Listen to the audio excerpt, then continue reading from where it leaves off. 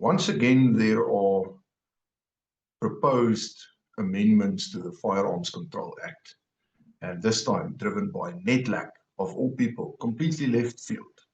In this episode, we talk to Jonathan Wright, the CEO of the Firearms Policy Campaign, to discuss what we know, which is very little at this stage, in more detail, and he gives us quite a bit of very decent, very handy, and very applicable information on the history of this specific act and previous attempts at amendments that literally never saw the light of day.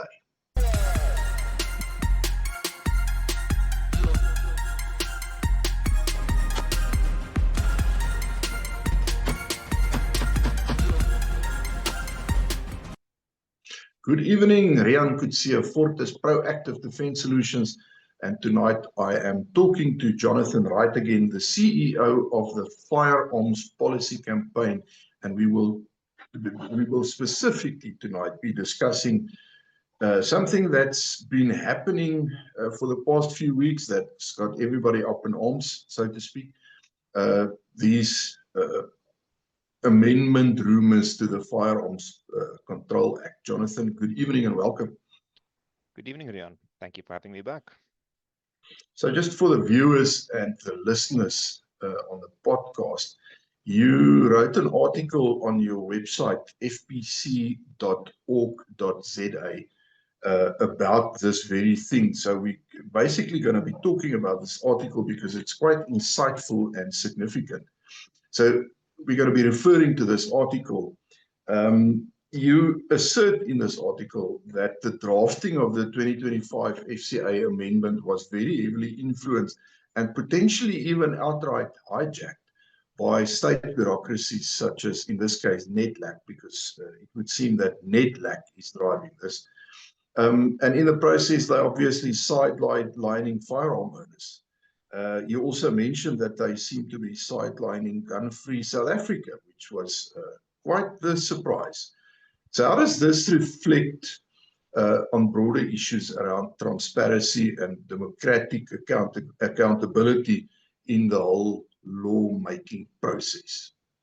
So I think the simple thing is that, for one, we know there is no transparency at all. The broad argument I make in that article is that the bureaucracies, the state bureaucracies, the police, the CSP, NEDLAC, like what on earth, a labor council, economic development. I actually went and read the NEDLAC Act earlier today to try and see, is there any kind of tangential interest that they might have in this? And there's some vague references to social policy, but it's mostly focused on labor. And these people are completely, there's no reason for them to be involved. They are not, they're a creature of statute, and they are part of, I guess you could say, economic legislation, although I have my doubts about how effective that is. But my point is they're not part of safety and security, and they definitely have nothing to do with firearm regulation specifically. I don't know to what extent Gun-Free South Africa and friends are involved in this particular one. I just know that in the 2021 amendments, thanks to Larry Marks and his prior request on the CSP for the visitor logs when they discussed what they were going to put into the amendments, the only people there were various high-ranking police officers, the Minister of Sport. Okay. There were some other strange names in there. I don't know why, but it's clear that there's no rhyme or reason to these things. But my point is that there was no Gun-Free South Africa on the list. There was no civil society on the list. It was just police and other state people. The Minister of Police was obviously there. But yeah, and I think one of the questions we'll get into in a bit is what role government actually is playing here. My general feeling is that it's not that they're sidelined, they're just not interested. They just let the bureaucracies run on autopilot, make something, bring it to them. They don't even read it. They rubber stamp it, and off it goes to Parliament. There's outcry from the public, and the politicians, being politicians, react to public outcry, and so they quietly shelve it, which kind of suggests that perhaps there isn't even any. It's not a serious amendment. As long as somebody screams, they will fold. But yeah, I don't want to spend too much time rambling on this question. I think I got the gist of what you wanted in that Yeah. question. Somebody's trying to look busy. Yeah, I think it's much ado about nothing, at least from So the CSP. you trace the origins of the firearms control back to the really chaotic social conditions that was South Africa back in the 1990s. And then they involved, or they included multiple very rushed amendments to the Arms and Ammunitions Act back then. How did that environment shape the legal framework that we are sitting with today? Well, before getting onto that legal framework question, just for the viewer's perspective, Firearms Control Act is now 25 years old. It's had 2 amendments in its entire life, and almost nobody even knows about the 2003 amendments because all it did was change the spelling of the word caliber from the American spelling to the UK spelling, and there were some gunsmith apprentice changes, but like that was it. So there was nothing there. And then there's the 2006 amendments, which everybody knows about. But that in nearly 30 years, it's 25 years there, 2 amendments. The first one was fussing about spelling of a word in the definitions. And then the 2006 ones were quite substantial. Less than half of those amendments have been promulgated. It's less than 50%. I checked. Did you know that silencers are supposed to be a regulated or controlled part? But they're not, because that part of the 2006 amendments have not been signed into law.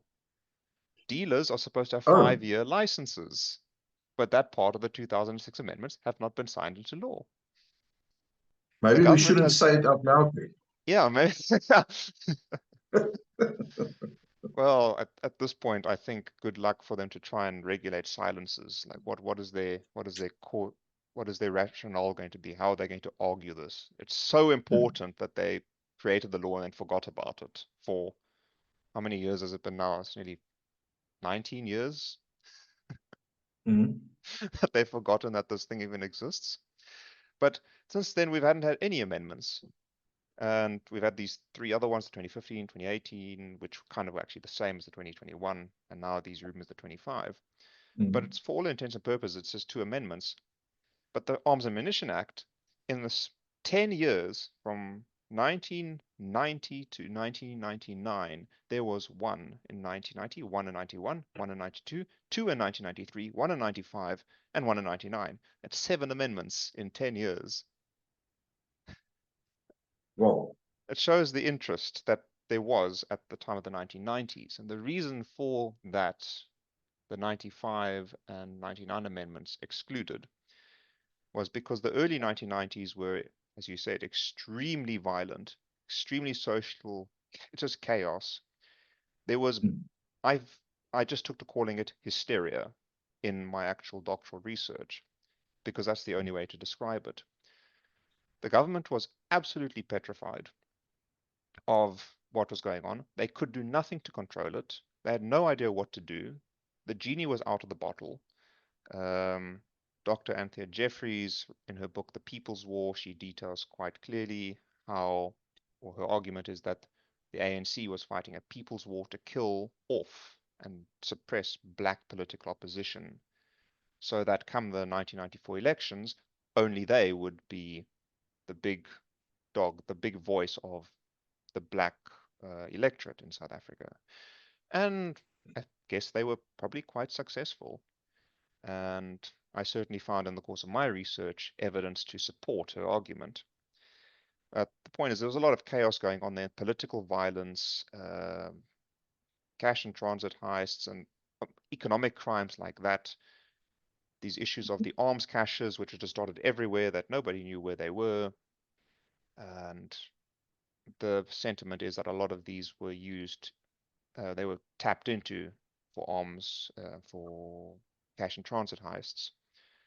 And they came from the so-called lost generation that dropped out of school after 1976, the Sharpeville massacre, the Soweto uprisings, and all of that. So, the point was, you had a lot of people that were now in their late teens, even late 20s. Mhm.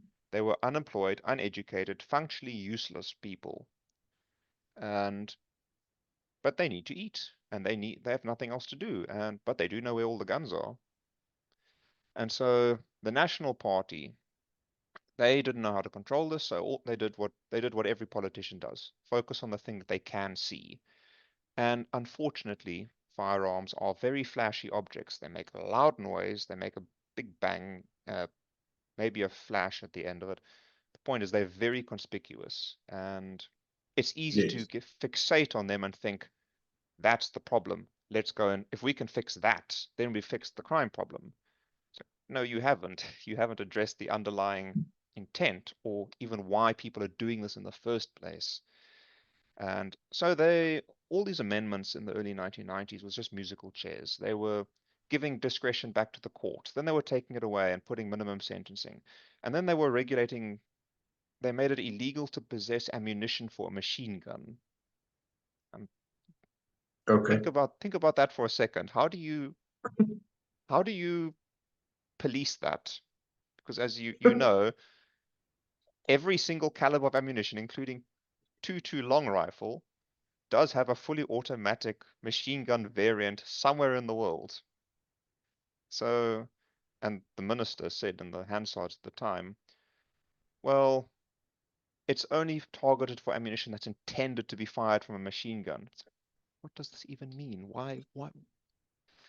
It just shows the utter cluelessness and desperation of the government. They had no idea what they were doing. But that's how desperate they were. And then the Mhm. 94 elections happen. The crime rate is and homicide rate is at its worst in 95.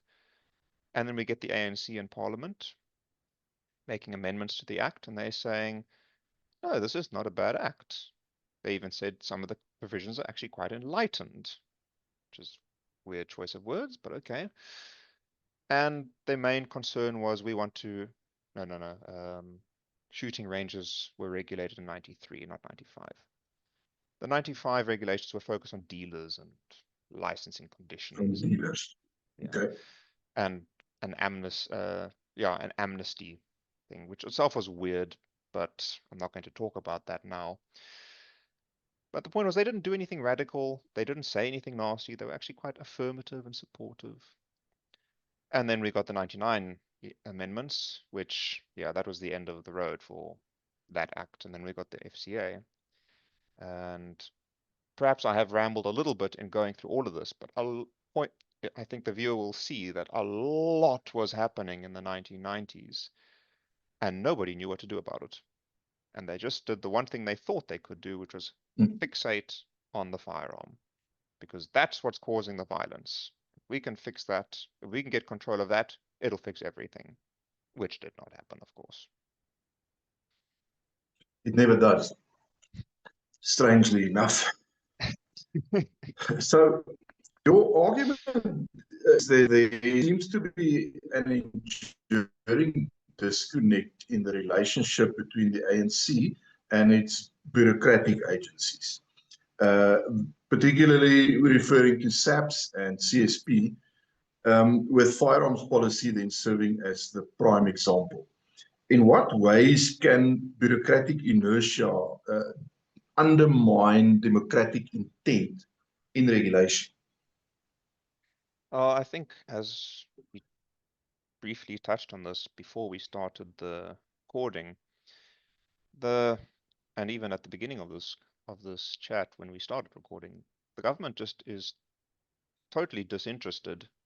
They have no idea what's going on. They don't care. Martin Hood, I can't remember if it was back in 2018 or 2021, where he said that the ANC politicians are just terrified of the topic of firearms and they don't want to touch it with a barge pole. And his suggestion, I call it that, was that institutions like the police and the CSP, the Civilian Secretariat for Police, had just gone rogue. They were just doing their own thing, whatever they wanted.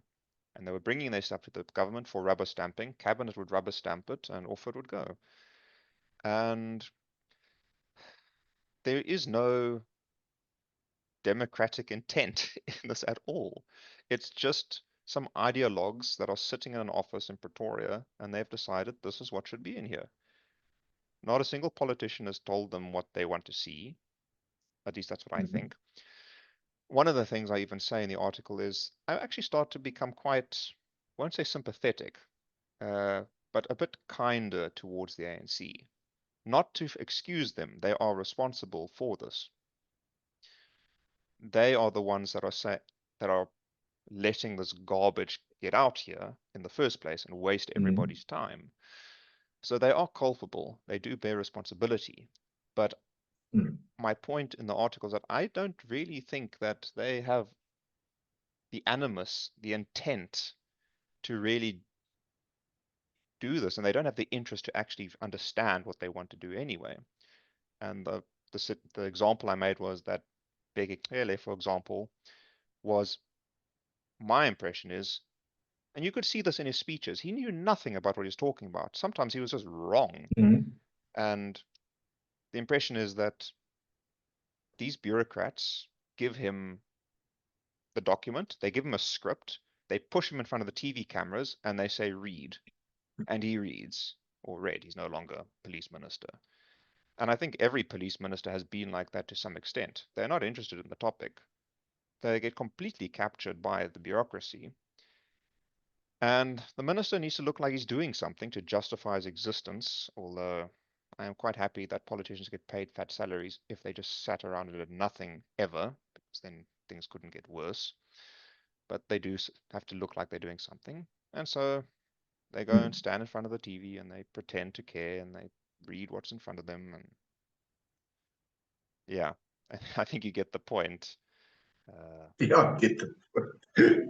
I trust the viewers will get the point. It's a total circus.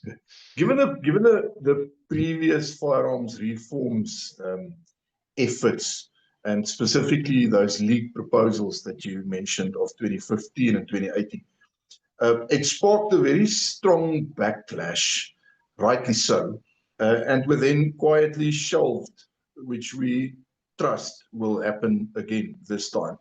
What lessons do you think current advocates and policymakers should take from these attempts, failed attempts, as they engage with the upcoming 2025 amendment? As soon, obviously, as we know what it is about. So my knee-jerk reaction, and I say this in the article, I'm not willing to commit to it because I don't like doing that when there's, I mean, who knows what could be in these amendments? For all we know, it could be an amendment to repeal the FCA in its entirety. I don't know. But my knee-jerk reaction is when these come out, doesn't matter what they say, we must reject them. And because we haven't been involved in creating them, yet NEDLAC has been. So they are functionally illegitimate. And yes, I understand that. That seems to have everybody stumped. The fact that NEDLAC seems to be driving out of the blue. NEDLAC is driving this. I mean, are they taking turns? Next, will the sports department do it? Let's jump in and take a turn at rewriting the FCA. I don't even know if NEDLAC is necessarily driving it. They might just be the last body in a group of government bureaucracies that had a look at it, and that was when we found out about it. I don't know. It doesn't really matter. The point is that it's secretive. They don't talk about it to anyone. It's kind of like, you will take what we give you and you will like it. And even if there are good provisions in there, my knee-jerk reaction is to reject those, reject everything, because it is functionally illegitimate. to say that, okay, we will support this bit of it. And the CSP said, yeah, there will be compromises. I mean, and this is how all lawmaking works. There are always compromises. A document comes out, people talk about it, and they kick off certain things. They put in others, they change some others, they keep others. But this is not like that. This is just bad faith from the start and completely unnecessary. And for that reason, my knee-jerk reaction is to just reject all of it. We're not dogs to be thrown a bone of one or two provisions that might be good. And go back to the drawing board, start again, involve us from the start, and that would be legitimate. But there's a reason they won't do that. It's because the bureaucracies have captured the political minds, and they have a very specific agenda. I need not remind anyone that the Civilian Secretariat for Police commissioned the Wit School of Governance report into the Firearms Control Act's effectiveness, and it was scathing of the government. And what did the CSP do? They classified it and refused to let anyone see it, produced amendments that doubled down on the very things they were criticized for in that report, and somehow Gun-Free South Africa got a copy, and the CSP doesn't know how. Funny that. And Gun-Free South Africa would not share the report when they were served with a PIA request. And they said, oh, we need to check with the CSP if we can do this. And it's like, excuse me? So we need to check with the CSP if we can share this document with you that we are not supposed to have in the first place. Yeah, that was literally what they said or Okay, implied. I mean, Say that specifically. that makes yeah, completely sense. legitimate.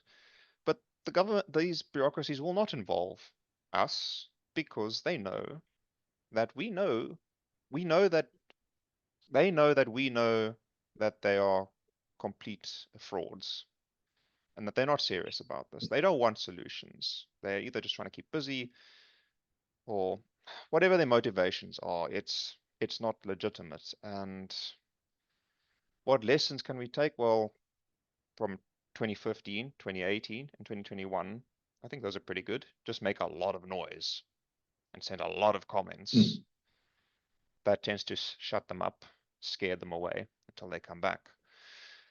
I mean, it's 4 years now since the 2021 amendments, which are 3 years since the 2018 ones, which were not amendments because they were leaked prematurely, which themselves were 3 years after the 2015 amendments, which also never saw they got to see the light of day, but they also just got shut down. So that's what we have to just keep doing. Just make a lot of noise and they will go away. Well, hopefully the fact that people like Martin Hood and I think Saga and a few other role players have already very publicly started addressing this, and they've addressed writing, letters to them to require what's going on, even if they shot them down. They are, or I can assume that that means they are now very aware that the public, the firearm owners community, are aware that they are busy with their shenanigans, and they are probably then aware that the storm will be coming as soon as we know what's going on. And I think we've got a big friend in Ian Cameron, in the form of the chairman of the Police Portfolio Committee, because he's very much in the camp of legitimate firearm ownership. Well, he used a firearm defensively just the other day. Like the timing, I mean, I'm not saying that it's good in any way what happened to him, but yeah, the timing from the political optics lens could not be worse for the government. Their very own chairman of the Police Portfolio Committee uses a firearm defensively. This is the guy they have to get through. It's kind of poetic in a way. I mean, it's sad that him and his colleagues ended up in that position because they got hurt, and as we know, that sort of trauma goes right through to the families as well. It never just ends with the person who was involved directly. But the fact of the matter is that the timing, in light of this, is definitely poetic. I mean, I expect to be seeing a lot more of him in the coming months. But back to what you mentioned about Saga, I mean, back when I first introduced the FPC, I mentioned that the generally defensive nature of the broader firearms community, and it's still largely true. But this energy that I have been seeing coming out of Saga has been very welcome to see, and it's a very good thing. I wanted to say as well something else, and I slipped my mind now on the topic of civil society. Yeah, probably not that important, but you know, it's You'll good think to about see it. that Saga is it's there, and they are being quite a bit more proactive and energetic, and that's what we really Yes, need to see. That's what definitely. I mean, I would love for the FPC to be a lot more on top of it as well. We have another little project going on the side, but it's Mhm. it's a it's a big ask between my attention span Yes, is only so limited. Like I've got my doctorate and I've got to get that done by November. We have this project now with the CPF structures in Lwandle, and that provides yes, some yes, project yeah, management all by itself. And then there's full-time jobs. And I mean, that's the broader problem of the entire organized firearm community. Almost everybody has a full-time job. It's not like you can dedicate a huge amount of time to that's how this it sort of works. thing. Although, yeah, I am in a better position because I'm a freelance contractor now. So when it comes to Parliament, the FPC will certainly endeavor to be there. I think it would be a shame if we weren't. And of course, all the other ones would be there as well, Saga et al. Yeah, They're always there. I think that the overall health of the firearm community today is is generally quite good compared to 2000. Uh, we the pendulum seems to have shifted. Violent crime is so bad in South Africa now that the government can't seriously make any amendments to the Firearms Control Act for more further restrictions. exactly. It's just not legitimate. It makes no sense. It's inherently Yes, irrational. They get laughed at. Unfortunately, the bureaucrats are somewhat insulated from that ridicule. yes, And that's and the problem. I continuously question how much politeness we need to be showing them. When we look at the Firearms Policy Coalition in the United States, anybody that follows them on social media knows that they absolutely berate public officials. They swear at them. They Yes, ridicule them. I don't necessarily want that to become the typical form of discourse in South African politics, but like we have a right to be angry at these people. absolutely. Absolutely. Jonathan, thank you. I think that covers the topic uh, in full. And now, as for anything else, we wait. We wait along with everybody else. So thank you for coming on to the show to come and share your insights with us. It's always worthwhile listening to. For the viewers, uh, you know how this works by now. Like the video, subscribe to the channel, and that bell icon, smash it so you can get notifications of new videos. And also remember that we are now active on Spotify with a podcast called Quick Shots. And this video will definitely end up there as well. Take a peek and follow us there too. Jonathan, um, from my side, thank you so much. I will be putting your details in a link on the screen for the duration, and there will be a link in the description below, as always, that people can click on if they want to contact you. And if anybody is interested in any of the loan operator training courses, again, check out the link in the description. Go find out what it's about, and we look forward to seeing you at a shooting range one of these days. Thank you so much, Jonathan. You must enjoy the rest of your evening. We will talk again soon. You as well. Thank you, Rian.